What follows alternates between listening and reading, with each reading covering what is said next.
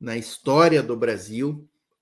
E possivelmente, né, gente, mais um episódio aí onde teremos a impunidade dos mandantes do crime, né? Os mandantes do crime, porque o que aconteceu ali definitivamente foi um crime que aconteceu no Rio de Janeiro, uma operação ilegal, uma operação realizada contra os ditames da legislação brasileira, da Constituição brasileira, instituições atuando fora das balizas constitucionais, né? E aqui, desde logo, eu chamo a atenção para esse ponto, né, gente?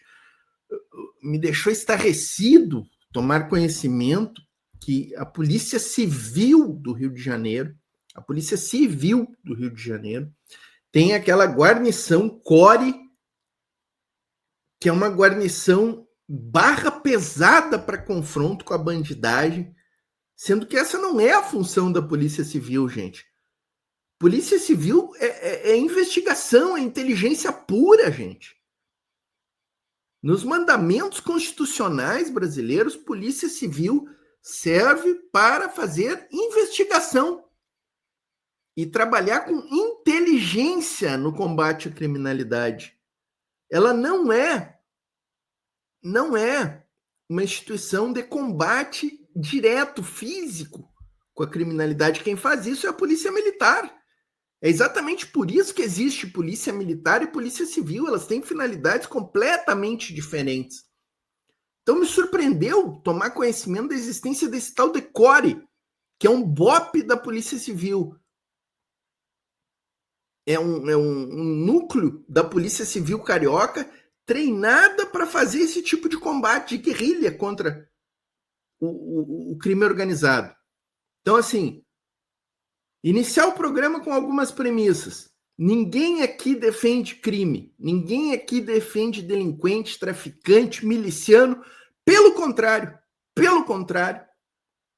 Ninguém quer tanto combate ao tráfico de drogas, às milícias, do que nós da esquerda. Somos nós da esquerda que queremos e, quando governamos, fazemos esse combate. E a operação Carbono Livre, né? O Carbono Cloro, não me lembro o nome da operação, é que o governo federal capitaneou contra o PCC no Rio de Janeiro, provou isso. Provou quem sabe fazer combate ao crime organizado e desmontar as estruturas de sustentação do PCC, do Comando Vermelho. Então essa é a primeira premissa aqui do programa, tá? Primeira premissa. A segunda é essa da ilegalidade da operação, inteiramente construída fora da lei. E os números dizem isso, né, gente? Os números dizem isso. Dos 60 mandatos que eles foram cumprir, eles prenderam só 6. 6 dos 60 mandatos que eles foram cumprir, tá? Dos 115 assassinados, que a gente precisa trazer o termo certo, tá?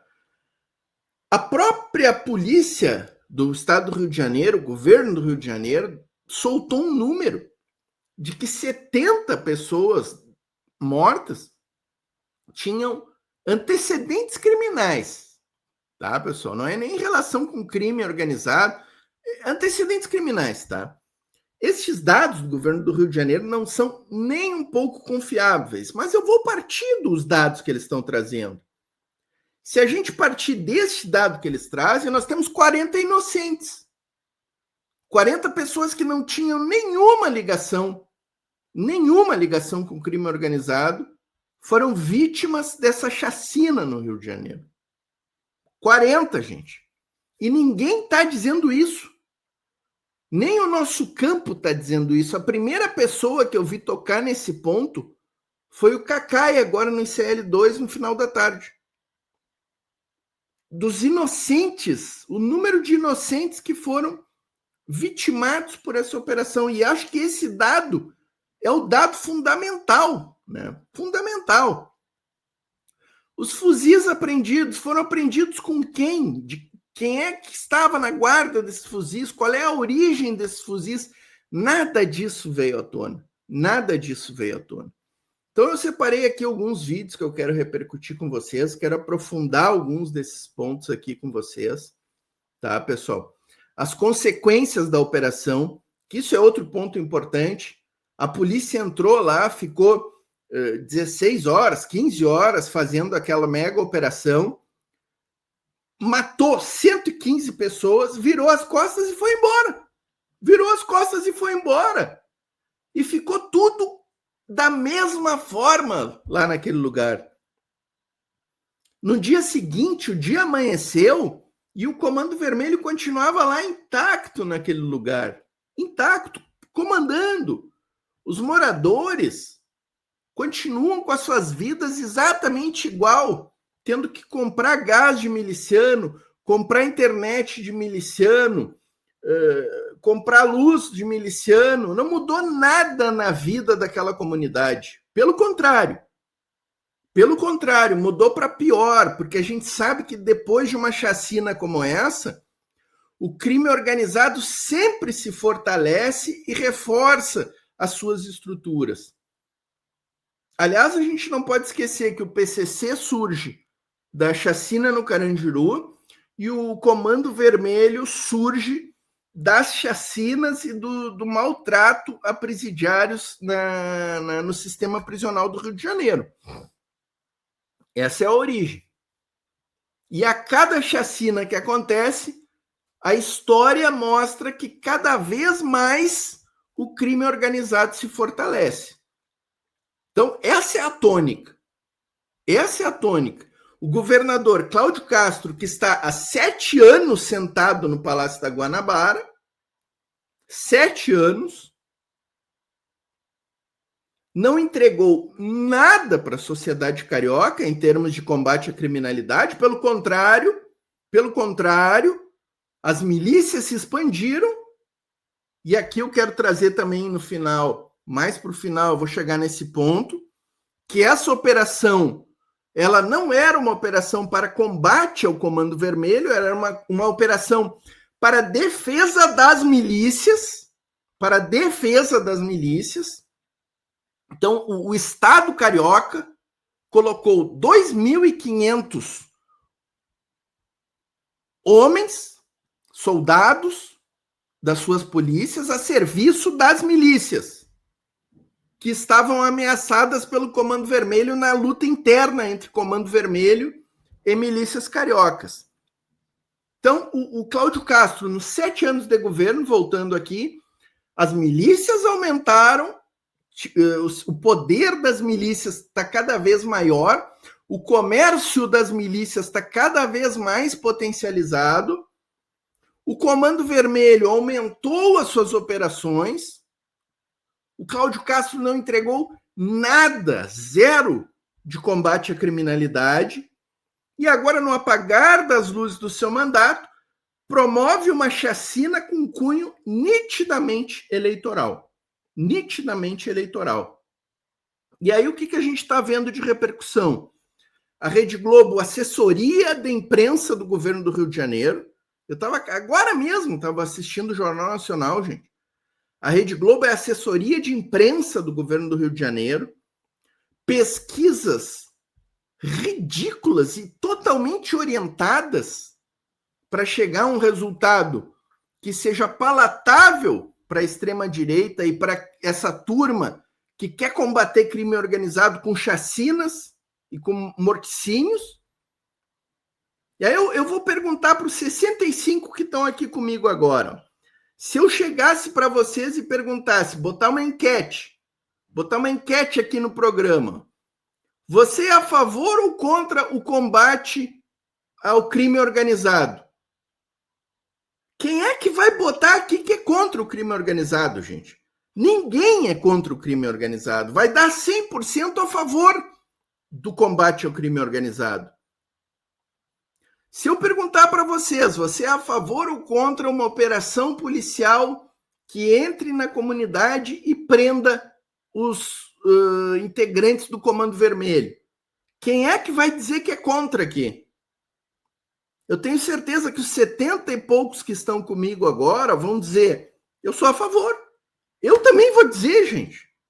Eu vou responder essa pesquisa, eu sou a favor que a polícia faça uma operação e prenda os integrantes do crime organizado. Então, essa é a pesquisa que está circulando. Agora, se a pesquisa disser você é a favor ou contra uma operação da polícia que vá à comunidade para prender delinquentes, para prender integrantes do Comando Vermelho, mas no meio da operação comece a dar tiro em todo mundo, a tiro perdido, mate metade dos moradores mortos na operação sejam trabalhadores da comunidade, evidente. Aí sim, aí eu quero ver a resposta. Essa pesquisa aqui que eu quero ver a resposta, porque eu sou contra. Eu sou contra a operação que vai lá e mata um. E eu acabei de dizer aqui, nós temos 40 inocentes, segundo dados da Polícia do Rio de Janeiro, do governo do Rio de Janeiro. Eu estou usando dados do governo do Rio de Janeiro, gente. 40 inocentes. Tá? Eu tenho certeza que é muito mais. Porque esse papo furado, que é aquele careca, secretário, adorador da morte, tu vê quando o cara fala que ele é adorador da morte. Este dado de que 70 e poucos tinham ligações com o crime, qual é a ligação, gente? Qual é? Tem sentença transitada em julgado, condenando? Quantos tinham? Quantos dos 115 que morreram ali naquele episódio tinham condenação criminal? Que é o que faz a pessoa ter uma ficha suja, digamos assim. Eu garanto para vocês, eu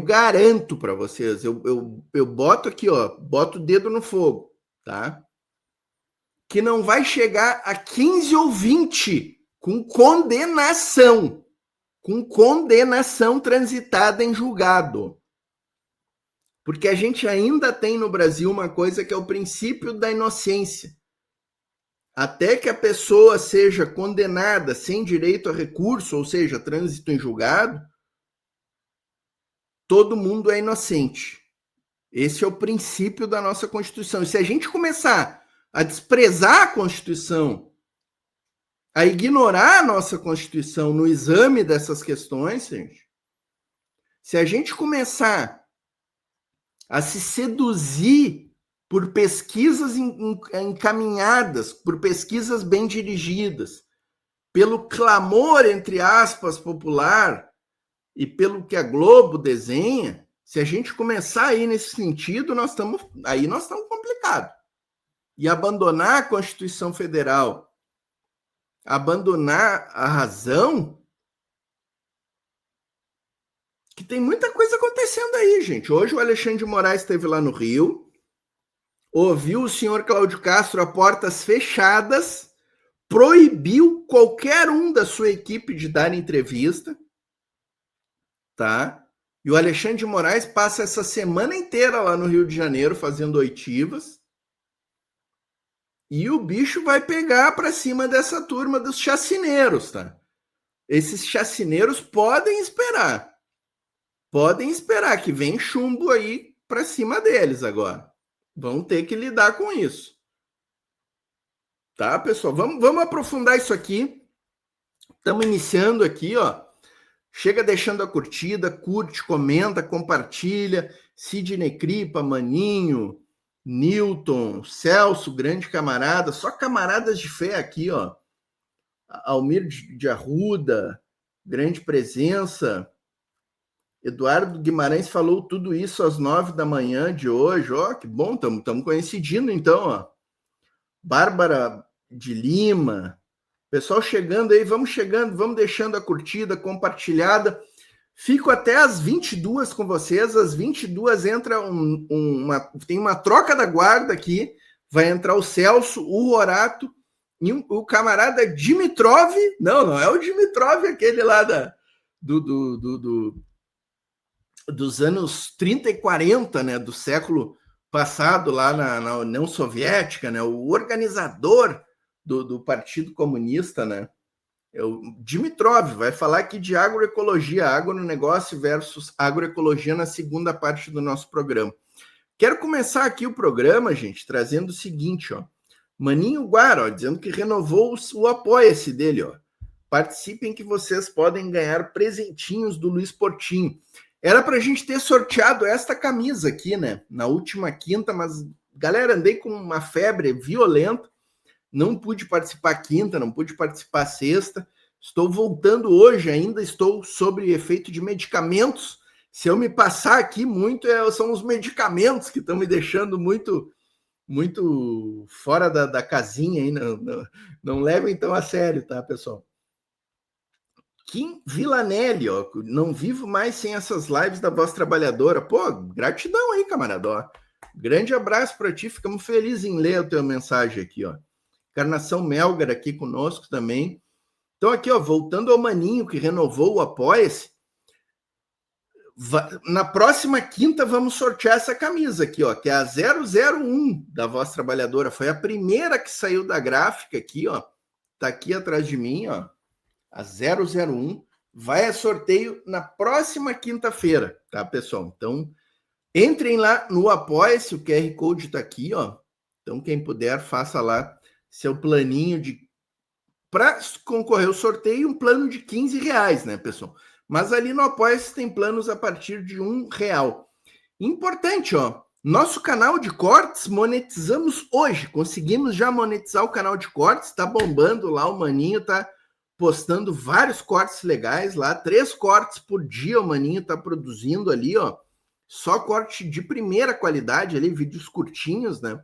E tá bombando o canal de cortes, ó. Então, deixa eu até botar aqui o link, ó. youtube.com/cortes da VT. Entrem lá, ó, no nosso canal de cortes, inscrevam-se lá, estamos com 1.800 já, chegando a 2.000, e vamos forte, vamos forte. Canal do Scud aqui conosco, ó. Grande abraço, camarada, grande abraço. Vou começar o programa, gente, assim, ó, deixando uma homenagem, ó. Faleceu hoje Clara Scharf, grande militante do nosso campo e esposa do Marighella, gente, esposa do Marighella. Vamos deixar uma homenagem aqui, o Juca Kfouri fez uma homenagem para ela, eu resolvi trazer aqui para vocês. Ó. Um dia antes de completar mais um aniversário do assassinato do Carlos Marighella aqui na Alameda Casa Branca. Amanhã até vai haver uma homenagem na esquina onde ele foi fuzilado, em lembrança a ele. E ela morre hoje, aos 100 anos, um dia antes dessa homenagem ao Marighella. Ela era uma mulher extraordinária. E é daquelas situações assim, que viveu tanto e viveu tão intensamente, que no dia em que parte, você mais homenageia e lembra das boas histórias do que propriamente chora o desaparecimento, porque teve uma vida plena.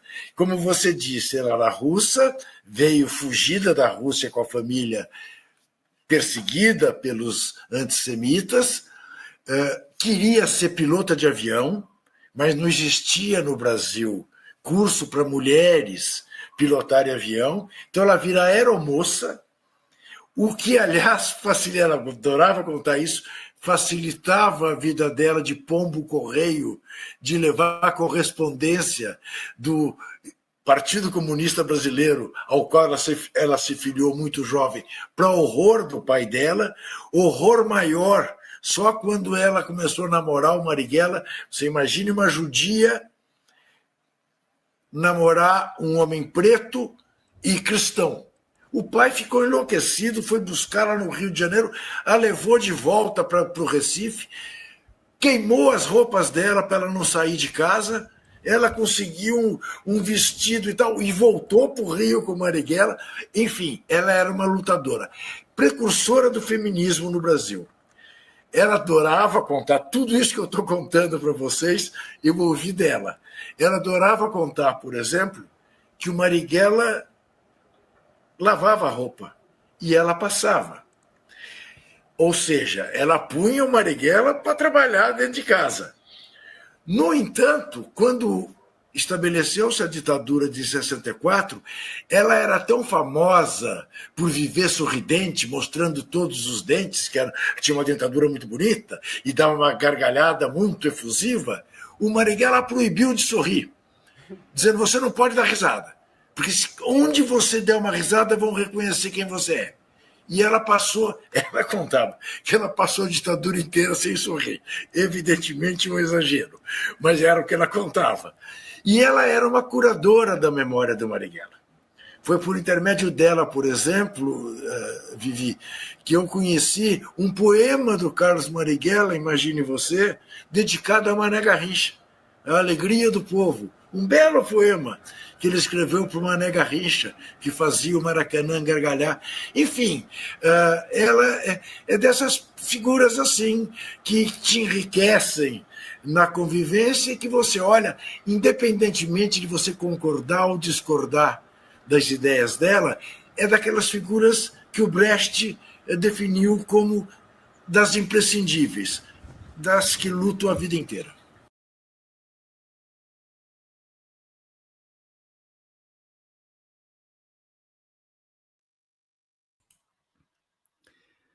Tá aí então, pessoal, tá aí então o Juca Kfouri fazendo essa homenagem a Clara Scharf, que, entre outras coisas, é fundadora do PT também, né?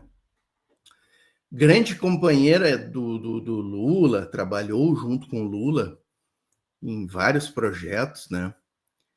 Importante.